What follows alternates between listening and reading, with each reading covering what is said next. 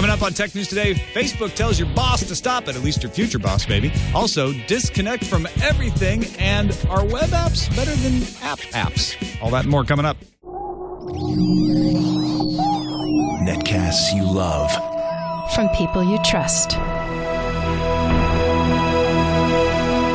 This is TWiT. Bandwidth for Tech News Today is provided by Cachefly at CACHEFLY.com.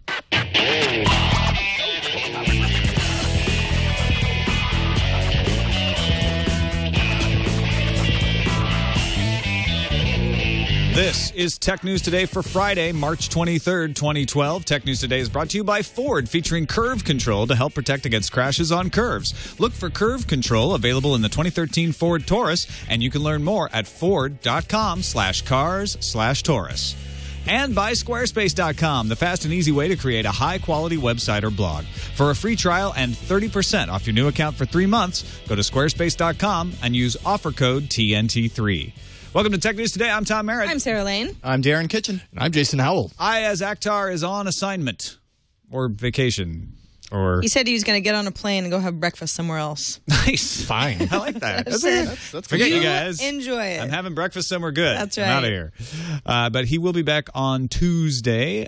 Meanwhile, we have plenty of tech news for you today, including Facebook telling your boss to shut up. Kind of. There was a story that was brewing earlier in the week that got a lot of people riled up. One of the big ones came from the AP, which described scenarios where people who are looking for work, and hey, in this market, a lot of people are looking for work, were asked to share their Facebook passwords with the prospective employers. The idea is that employers, and most of these cases, I should say the majority at least that we know about, ended up being public agencies, so law enforcement positions, police officers, 911 dispatchers, people who they really need to prove that they're on the right side of the law, let's say. The idea is people who need that, background checks, exactly, generally speaking, sure, sounds like. Exactly. Okay. But it's the type of thing where it's like, well, you might have some sort of an online social network persona, but all the restricted stuff, particularly in Facebook, is where we might learn a lot more about you. Now, of course, this has raised the ire of many who say this is not unlike somebody busting into your home and rifling through your things to try to find embarrassing photographs and things like that. This shouldn't be legal. Except for the fact that you don't give, prospective employers the keys to your house. Well, but I mean, when it's digital versus... Sure. The lines are blurred, let's just say. And Facebook agrees.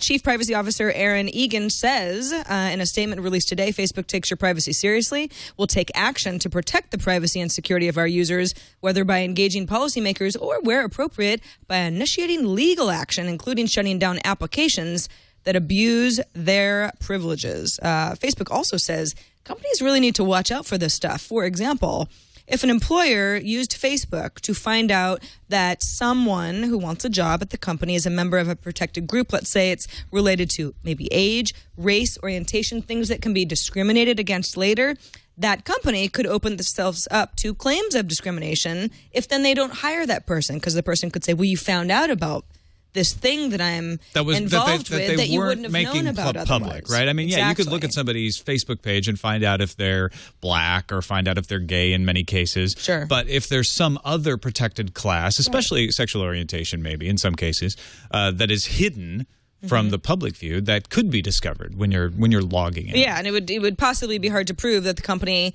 pregnant. I think pregnant would be well. a very, because that is one that you cannot not hire someone because they're pregnant. And in the early stages, you may not be able to tell by looking at them. Sure. But you might be able to tell if you logged into their Facebook account. Absolutely. And Facebook's not alone. Both Illinois and Maryland lawmakers are considering bills that would forbid public agencies from forcing a prospective employee to give up the keys to their social network. Senator Richard Blumenthal, who's a senator from Connecticut, is actually drafting legislation that would outlaw the practice of employers asking for any login credentials to any social networkings and email accounts. Facebook, by the way, says that sharing a password or making someone give you the password is in violation of their user agreement. So it's not kosher. And if you say, well, email address, I mean, that's just crazy. Who would do that? It's funny. Turns out last year, the city of Bozeman, Montana, at least for their city government employees, ended a long-standing policy of asking job applicants for passwords to their email addresses. They're not doing it anymore, but they were doing it for quite some time until somewhat recently. Yeah, and I actually, as crazy as this is going to sound to a lot of people in our audience, I understand the impulse. Having been through background checks before, they're basically saying, look, we want you to open up and tell us everything about your past because we're going to try to find it out anyway. And if we find out something that you were keeping hidden, it's going to mark against you. So tell us all the drugs you've used. We won't be prosecuting you. This is part of the background check. So I could see a natural outgrowth of that saying, let us into your Facebook account. That way there's nothing in there that we would find out later that you might have forgotten or hidden or something. Right. But it sounds creepy, and it shouldn't be done. I mean, as a matter of policy, it should be like, no, that's not okay. When you come to my house for the background check interview with my family, you don't get to go and rifle through the house and search it. And that, to me, is the analog here. I just think of it the hacker way. When it comes to like encryption, I use, TrueCrypt because you get the plausible deniability with hidden volumes. Same way with Facebook, you should maybe be considering having an alternate profile where you just love kittens. Now, or puppies. Right, a hidden profile, like on TrueCrypt. Yeah, this is my profile just for the employer. It's like my Yahoo Mail. It's my address I use when I don't want anyone to ever get a hold of me. There you go. Right. Sorry, Yahoo, but it's true. Now, this isn't against the law right now. It may be against Facebook's terms of service, which is a different sort of legal matter, but there's no law against a company asking you for the password. So the fact that, we've got a few senators on the case here, state senators in Illinois and Maryland, a federal senator in Connecticut drafting legislation, that may be a good step, but that's going to take a while. In the meantime, what should people do? Just say no. Well, but that again, and a lot of people would. I know that I would. But then again, it's, hey, if you're looking for a job, you've been out of work for a while, you're in a tight place, you got a family, you've got a mortgage. I think this is the issue, and this is why people are getting so upset, because you're almost forcing the hand of somebody who really wants this job otherwise. And maybe they're not required to give the HR manager their Facebook password, but maybe they're required to friend the Facebook manager on the employment, the HR manager on Facebook, that sort of thing. I mean, there are a lot of wait a minute, that happened here. Yeah, our CEO is friends with all of us. She's also. But she was our clever about it. She never made it mandatory. Yeah. It was just like, hey, I want to. Well, but you only friended her with your clean profile, where you only love kittens and puppies, right? Well, I actually both my profiles love kittens and puppies. I'm not a kitten and puppy hater, Darren. Okay. Are you sure? All right. That's the third profile. So yeah, I think the short answer is just say no. But in some cases, people feel like they can't. Now, related somewhat to this story, two things. One, Facebook changed their privacy policy today in the most minor way possible, and with like a week's worth of notice, taking public comments, and they're still getting heat for changing the name of the privacy policy to data retention policy, and for some very minor word tweaks in there. But also, Gizmodo had an essay from Matt Honan up today called The Case Against Google. Liz Gaines over at All Things D wrote a reaction piece to that of saying that Google needs to explain the benefits of letting them handle everything. And on top of that, Google engineer Brian Kenish, who created a Facebook Disconnect Chrome extension, has announced a new extension for both Google and Twitter. Now, the way these extensions work, they disable all traffic from third-party sites to the Facebook servers, or in the Twitter and the Google cases, to Twitter and Google servers, but still allow you access to the site itself.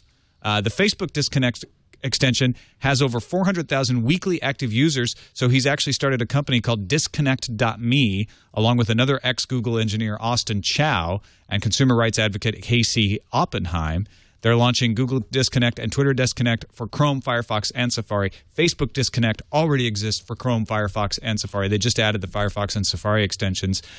These good extensions, Darren, or are there better extensions you could use? What I find interesting about this is, like when I want to do something online that I just really don't, want Facebook's like button on every single page on the internet or whatever. I'm exaggerating. But, to be tracking me, I just use either incognito mode, which is to say like Control-Shift-N in Chrome or whatever it is in the rest of the browsers, where you have a kind of a sandbox, separate cookie, not logged into your other stuff mode. Or I use like a Firefox browser that has the Onion router built in.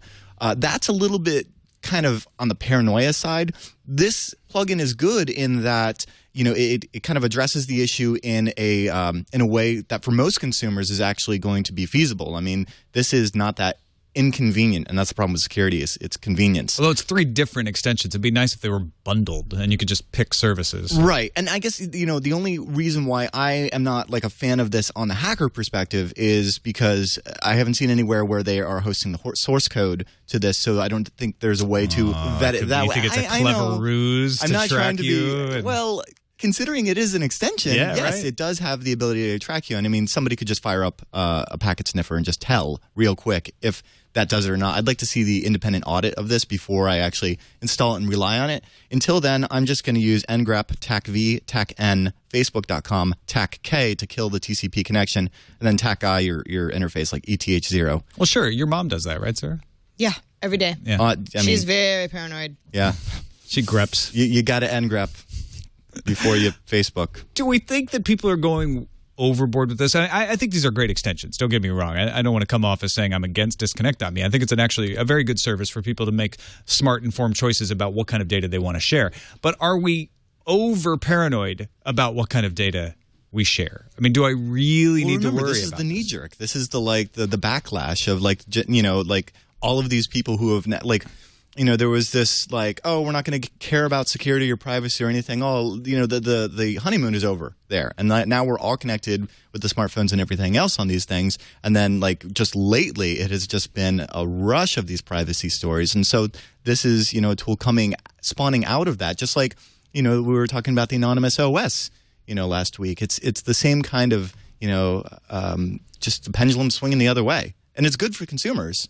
I don't know if this is because it gives them lots of tools to protect themselves. Right. I think that's the key, is that when we all heard about Google, whittling down their 17 privacy policies, or 70, I think it was, to just the one, it's like, now the government's looking at Google and we got to deal with some antitrust issues. But what do I do?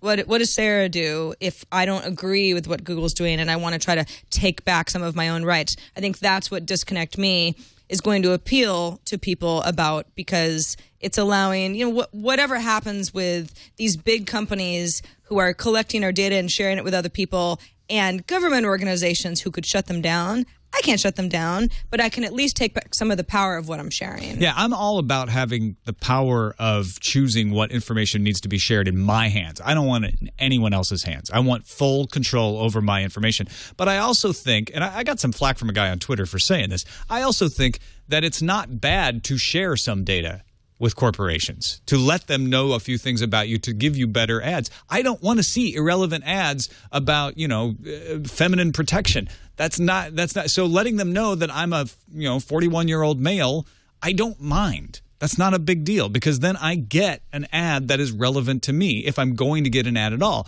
I don't get me wrong, want to have the ability to say, I don't want any ads at all. I don't want to support these, and I know what kind of ramifications that could have. Companies could go out of business because the ad model doesn't work, but I think other business models could arise. I do think we overreact and no, I don't want them to know anything about me, and it's like, well, you know what? That's kind of overdoing it. What harm could come from a limited amount of information that they have? Yeah. And that you have control over. Joshua Caleb, by the way, in the chat room points out that Disconnect, the Chrome extension, allows you to handle Dig, Facebook, Google, Twitter, and Yahoo without requiring any setup. So all in one extension. So it is combined. And I also have to give props to T2T2 for pointing out, and I just actually cloned it on Git, that it is on GitHub as Disconnect, and it's all JavaScript. So I'm looking at the code right now. All right, let's move on to probably the most important story of the day. Our short, almost unnoticed national nightmare is over. Rovio has clarified Angry Birds Space will be coming to Windows Phone. Oh, thank God. Oh, my God. Crisis averted. Initially, Peter Vesterbacka, Chief Marketing Officer for Rovio, had told Bloomberg that supporting Windows Phone would mean rewriting the game, and he said Rovio would skip development for Angry Birds Space. And, of course, panic ensued. Markets crashed. Countries went into revolution. But executive Mikkel Head at Rovio told Reuters this morning, we are working towards getting Angry Birds Space to Windows Phone 7. We are working closely with Nokia to bring our games to their platforms. Our mutual goal is to bring the best possible experience to our fans, including fans using Windows Phone devices. So rest assured, Your Windows Phone will not go without. Woohoo! This is just a wonderful day. It is. It It's is. gonna be a great weekend. Give you a moment to soak up the relief. It's really a coming of age for Windows Mobile. The platform it's like Doom Doom It kind of ported to the is, iPod. yeah. It really you is. know? Yeah. Well, it's not come of age yet because they still don't have the app. They just said, "Oh no." When you guys got all mad when we said we weren't going to do it, we didn't mean that. We have a due We're date. totally going to do it. But they might have Knee Deep in the Dead. Doom. Just saying. You actually can run Doom on Windows Phone.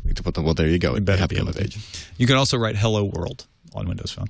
Let's take a quick break and thank our sponsor, Ford, featuring Curve Control. Curve Control is part of a suite of safety technologies on the 2013 Ford Taurus. Helps drivers maintain control of their vehicle when they're taking a curve too quickly. Maybe they don't even think they're taking the curve too quickly. You've heard your wheels squeal a little when you take a curve, or you felt a little tilt and you're like, "Ooh, I guess I took that a little quickly." Curve Control makes sure that never happens. You never even get close to danger. Here's how it works.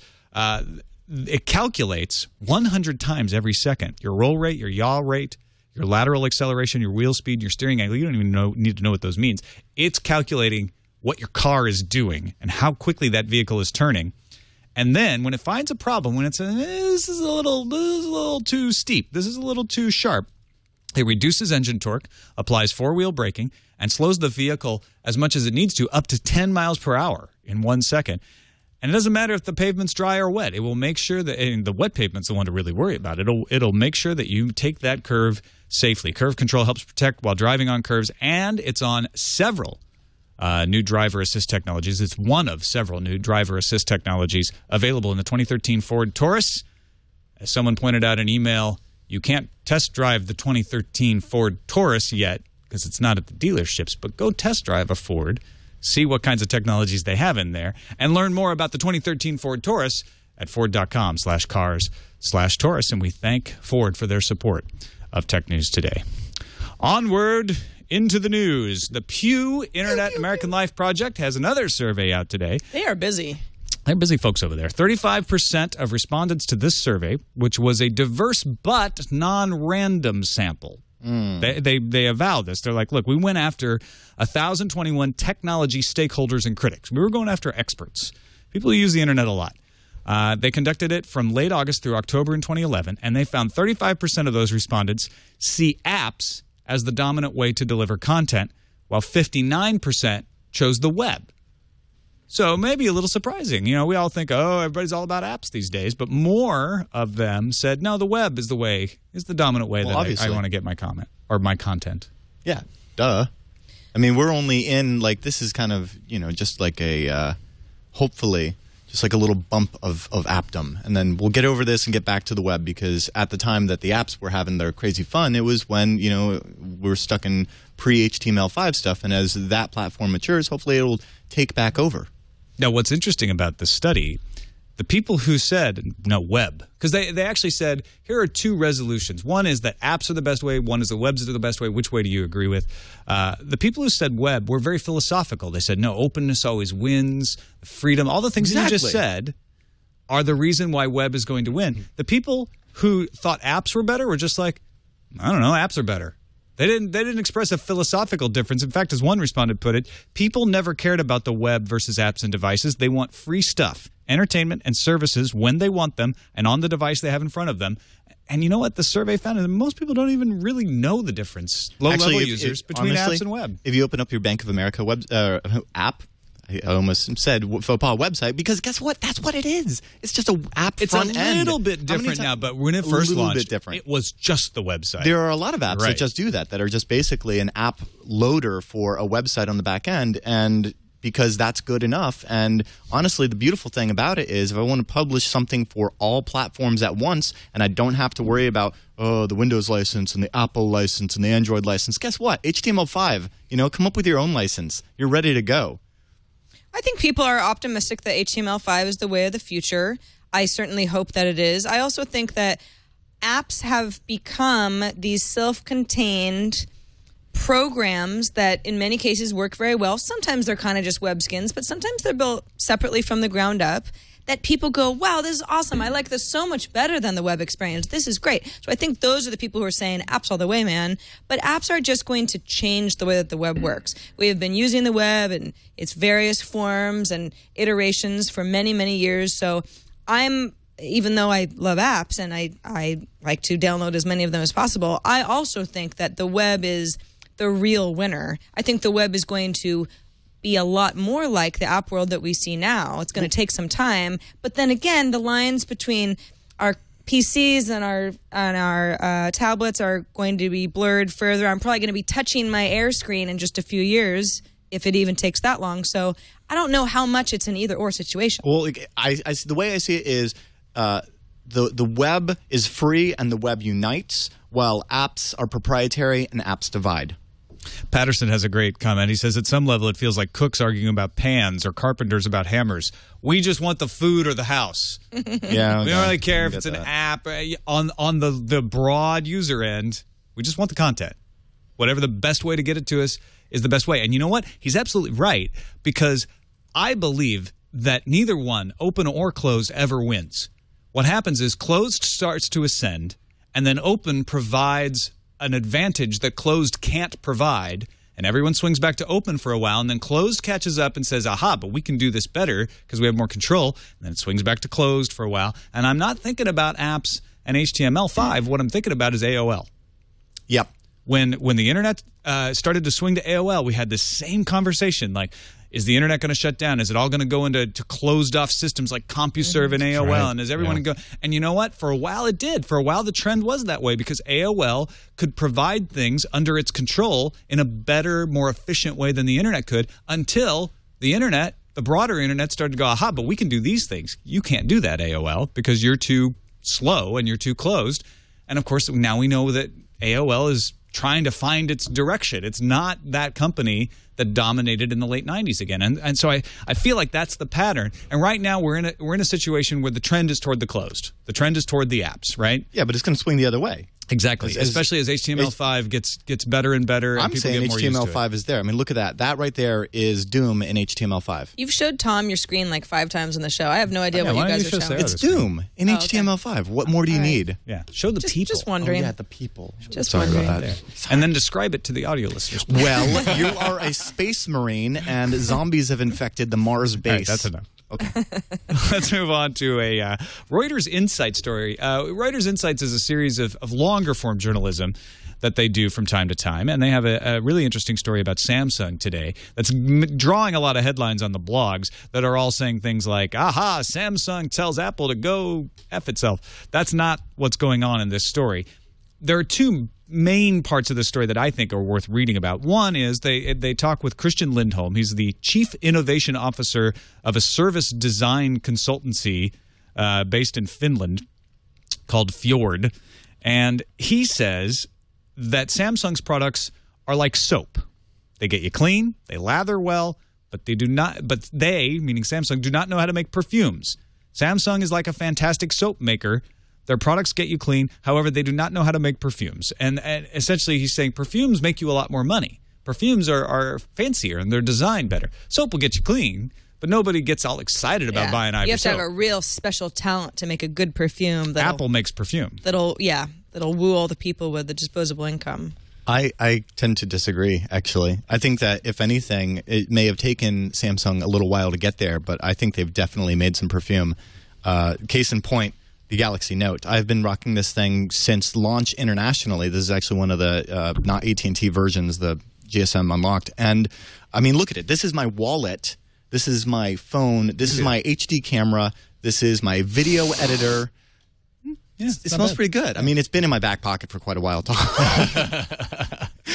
said, old jelly beans, and it's actually replaced I used to rock a leather wallet with a notepad because I would love to write, and I'm doing the same thing with the pen. And I got to say, all of that, it's because this has actually captured imagination. This has actually, tickled what I call my techno lust. Something that I haven't had a personal attachment to a device or loved a device like this since the Trio 650. The fact that 10 years can go by before somebody nails it. And sorry, Apple didn't nail it. I felt like the iPhone was just derivative, if anything, and that this is actually innovative. But I think some of the folks who work at Samsung are very much on the defensive of people saying, well, yeah, you might have built this great product, but Apple's the one who gave you the idea. Yeah, Lee Minhyuk, Samsung Mobile's vice president for design, said, I might not be at Johnny Ives level yet, but I believe Samsung will produce such iconic products one day. It's not just effort that makes it possible for a new product to be a massive hit. It also has to be timely, and the technology should be ready to make a certain design a reality.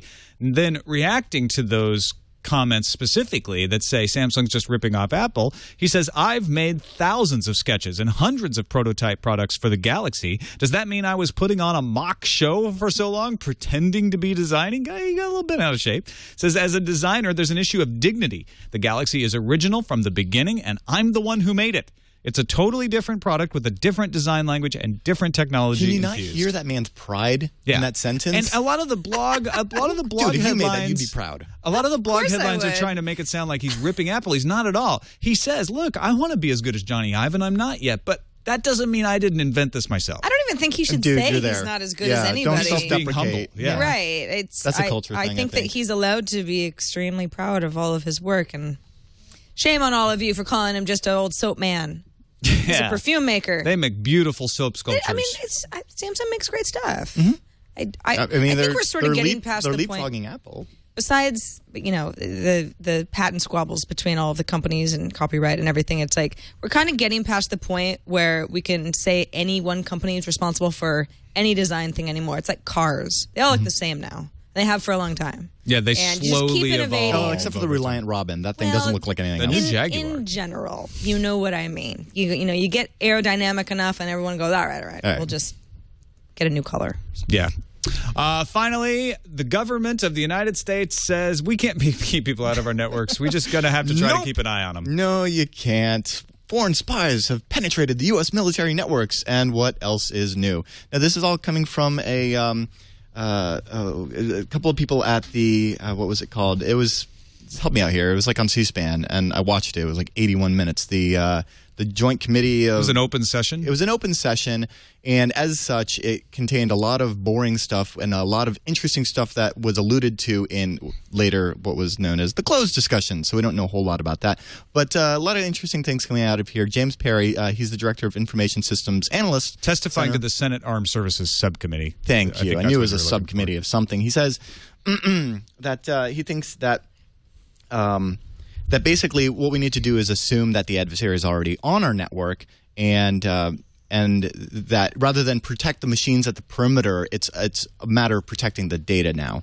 And there's a bunch of interesting people in this discussion, including a Dr. Wertheimer of NSA Research, who posits that who goes on. He's involved in like building cool stuff like breaking encryption and developing tool sets and stuff like that. And his thing was that he is most concerned. He says that his fear before he goes to bed at night is that this country is not producing enough computer scientists and that we're not retaining computer scientists.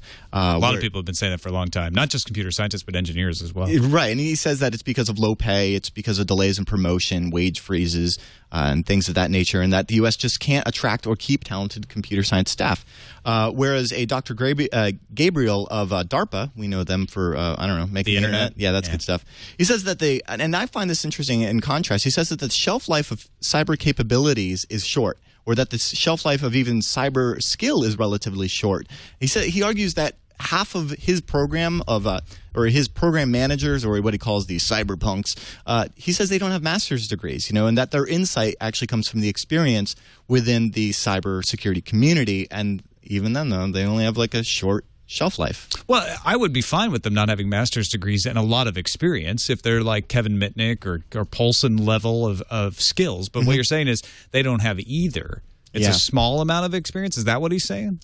No. He says that that the professionals that are in the industry that come from InfoSec, they get that through not master's degrees. There aren't those for this. Right. Okay. So he's saying what I'm saying, which is you want the people who are experienced. Yeah, you want them. And so some other people are like, oh, we're not getting these great people from universities that we can keep for decades. And he's saying, well, you don't need PhDs for decades. What you need are the hacker kids that are good now. Yeah. Now. Get them now. Yeah. STEM, science, technology, engineering, math, all of that is a huge problem in the United States that is being ignored and kind of swept under the rug by a lot of politicians because they don't want to deal with it, because it means that they have to deal with huge problems like immigration law, funding education, things that are they don't compete, are not compatible with their messages on the campaign trail right now. Right. But it's really over time been ignored, and it's hurting the country. And it means that they're looking at our network saying there's so many spies in our network right now,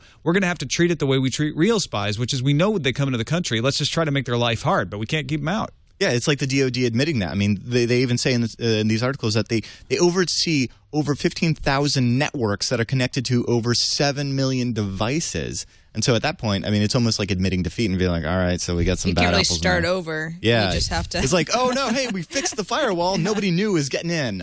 Well, sorry. Everyone turn off their computers, unplug them, hand in your phones. Yep. We're gonna Can everyone update their firmware? Well, no, keep out the although, spies. I will say, like, this is really the right kind of mentality, and you should have I mean, the perimeter is really only one level of, like, the onion that is your security model. Yeah.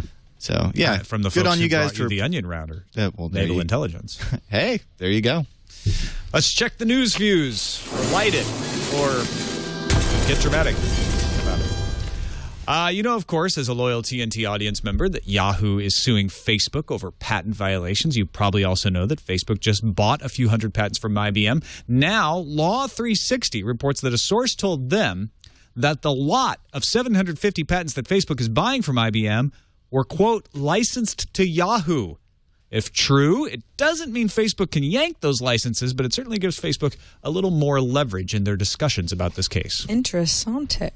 WP Central reports that AT&T has designated the Nokia Lumia 900 for company use. That means that sales folks can get the phone at no cost. However, it also means that they have to hand in their current company phone, be that an iPhone or an Android device or something else. In other words, Nokia is paying up to $25 million for AT&T employees to exclusively use the Lumia 900, and they expect about 80% of those employees to take them up on their offer.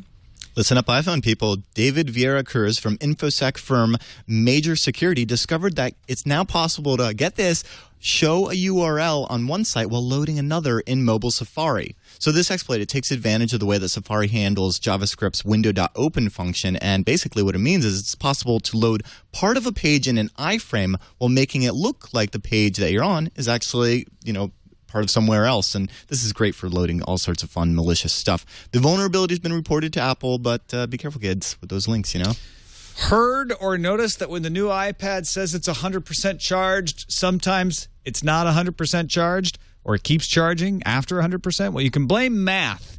Math did it again. Damn it. According to Mathgate. DisplayMate, the charge indicator on mobile devices is based on a mathematical model of the charge rates, discharge rates, and recent discharge history of the battery. That's a long way of saying they guess using math. In a report released today, DisplayMate says the math behind the latest iPad's charging indicator is wrong. They're just making bad guesses. Math is hard. For Apple. IHS iSupply released a report late Thursday indicating you people aren't buying enough DVDs. I don't know what you're doing, but you're not buying DVDs. The report says that online views or paid transactions will hit 3.4 billion this year compared to 2.4 billion for physical copies. In 2011, physical videos easily stayed on top with 2.6 billion views compared to 1.4 billion for online. So that's a 135% year-over-year increase for online video. See ya. Yeah, we wouldn't want a DVD, yeah. Ba-ding-ching. That happened. Wow. That just happened. Take that, landful full of discs. Anyway, get this, NVIDIA fans, or maybe even ATI fans, actually. NVIDIA's GTX 680, it's getting rave reviews. But if you're into SLI, you may want to check with the Dutch site hardware.info. The site tested multiple cards in different SLI modes. And Engadget notes that SLI is complicated by the fact that NVIDIA's GPU boost technology, which varies the clock speed. So fortunately, hardware.info reports that there's no problems with SLI, but it did find that the GTX 680 doesn't quite scale as well as AMD's Radeon HD 7970 and this type of niche setup. So it's not bad. It's just not as much better. Well, it's bad if you want SLI. Yeah. In other words, it'll work, but not like the 680 is awesome in everything but SLI. And SLI, it's human. Yeah. That's it. Okay. But it's still got CUDA, so, it probably works for the password cracking tools a little bit better. Just saying. Call it insensitive, call it tactless, or call it plain good business. But AT&T is not letting the FCC get away with not feeling guilty about T-Mobile's layoffs. Jim Ciccone, AT&T's EVP of External and Legislative Affairs, wrote on AT&T's public policy blog today that, quote, normally we'd not comment on something like this, but that AT&T promised to preserve these very same call centers and jobs if our merger was approved. I'm sure that makes the laid-off T-Mobile employees feel so much better. AT&T. Yeah, thanks for that. The SEC ruled last month that wireless providers must allow network neutrality resolutions on annual shareholder ballots. So, guess what Verizon's proxy statement said this week? Shareholders request that company publicly commit, while not conceding or forfeiting, any issue in litigation related to network neutrality to operate voluntarily its wireless broadband network consistent with network neutrality principles. Say that 3 times fast. Verizon responded to itself that even the FCC doesn't require this, so why should the shareholders? We don't want to talk about it. French visitors to internet sites which promote terror, hatred, or violence may be sentenced to prison. If French President Nicolas Sarkozy has his way, who is up for re-election in the next month, played the child porn card, and that is to say, he has been quoted in saying, "What is possible for pedophiles should be possible for trainee terrorists and their supporters too." French anti-child porn laws currently call for 2 years of prison and roughly $40,000 in fines for repeat visits to child porn sites. Think of the children. Let's move on to the randomizer. Randomizer. We know you've been burned, you've been hurt, you've been betrayed by human bird wings this week. So we bring to you a 45-foot paper airplane with a 24-foot wingspan that was launched yesterday by the Pima Air and Space Museum. If you can't trust the Pima Air and Space Museum in these day and age, by God, who can you trust? Outside of Tucson, the plane was inspired by 12-year-old Tucson resident Arturo Valdenegro, whose paper airplane flew the farthest when he competed against hundreds of children in a regional paper airplane distance contest held at the museum in January. So he got to meet with engineers who oversaw the design to build the 800-pound paper airplane that sailed 2,703 feet and went 98 miles per hour. Apparently sponsored by Red Bull. Nah, it was on the little landing area. I could see that. Hey, the museum needs money. At least it's real. I'm into it. Exactly. Is it real? I know. We're going to find out the Pima Air and Space Museum faked this one, too. I need their Facebook password. Let's find out what's really going on. That's pretty cool. All right. If you would like to start your own website that debunks airplanes, you can do it at squarespace.com, the fast and easy way to create a high-quality website or blog. They are one of our sponsors here at Tech News Today, and we're happy to have them. Easy-to-use UI for creating and managing a website or blog, optimized for both beginners and CSS experts. They recently created a developer-friendly CSS editor that allows you to pop out the entire window in full. So if you are one of those experts, it's better than ever to get in there and do CSS. You can also more easily edit the HTML while in the WYSIWYG interface than you used to, too. I like the fact that they have added that feature in as well. They've added Google's complete web font library, over 300 fonts now fully integrated. If you're a font nerd, you're going to love that. And there's really no reason not to try it because you don't have to give them a credit card. You don't have to give them anything but the name of what your blog wants to be. If you've got a current blog at another service, you can import that. And if you're like, I don't want to give them all that data, you can take the data back out. They believe in data portability. So go try them out. Use their search engine optimizer.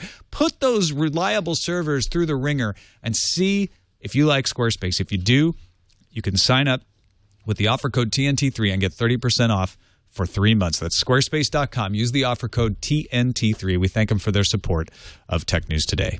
What's on the calendar?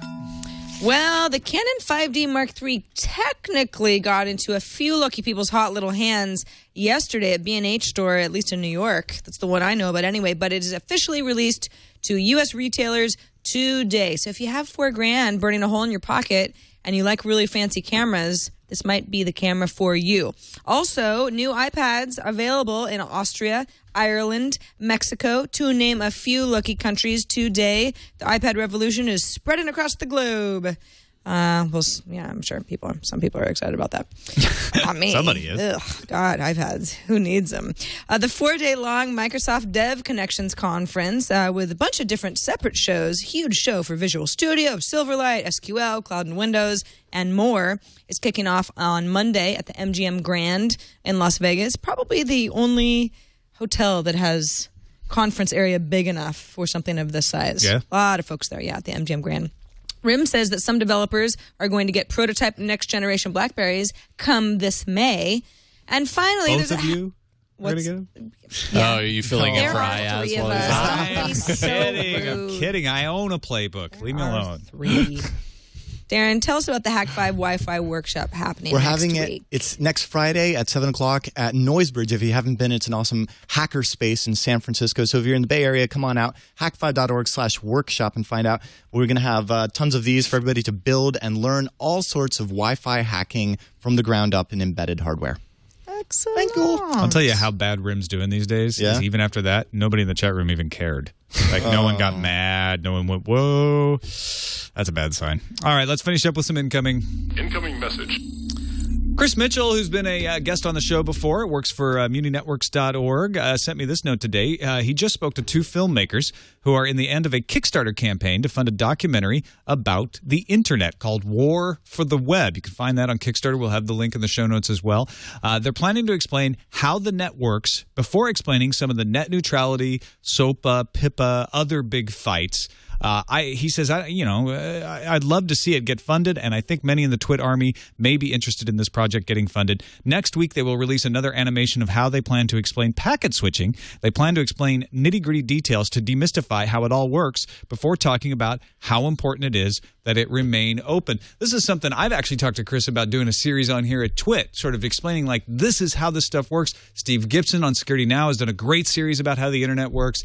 So the more of these kinds of things that are out there, the better. Check it out, Kickstarter.com. And if it sounds like something you're interested in funding, you might want to throw a few dollars their way. They're almost halfway there. I mean, they only need $50,000, and this is awesome. I've seen more and more films actually go to Kickstarter and get the funding that they need. We're not to bring up the workshop again, but we're actually debuting a film. We're doing a sneak peek of a film called rebootfilm.com or whatever.